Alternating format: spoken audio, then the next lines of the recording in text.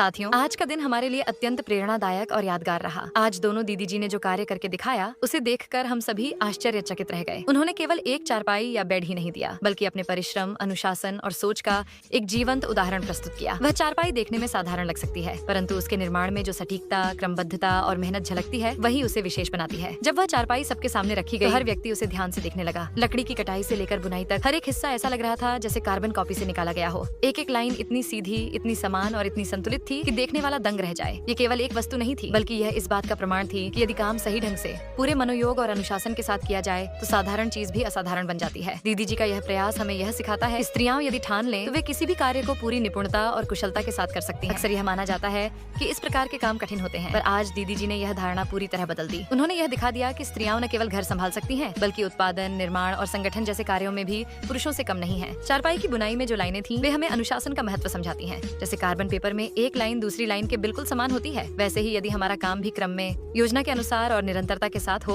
तो सफलता निश्चित है। बिना लाइन के लिखा गया लेख समझ में नहीं आता, वैसे ही बिना अनुशासन के किया गया कार्य भी प्रभावशाली नहीं होता। इस कार्य के माध्यम से दीदी जी ने यह संदेश दिया कि काम छोटा या बड़ा नहीं होता, बल्कि उसे करने का तरीका महत्वपूर्ण होता है।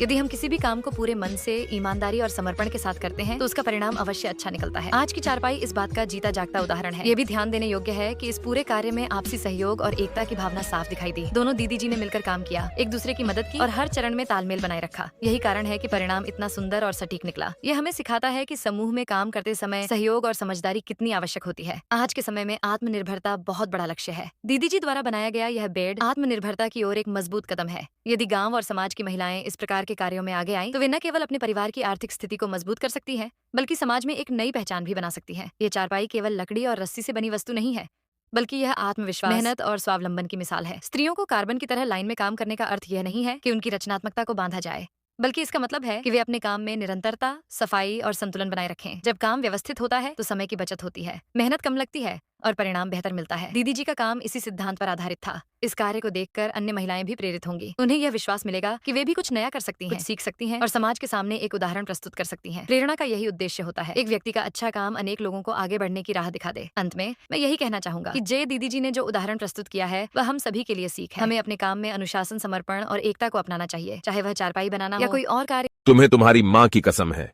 वीडियो को लाइक करो और चैनल को सब्सक्राइब करो। धन्यवाद। यदि हम उसे पूरी लगन और सही तरीके से करेंगे, तो सफलता निश्चित रूप से हमारे कदम चूमेगी।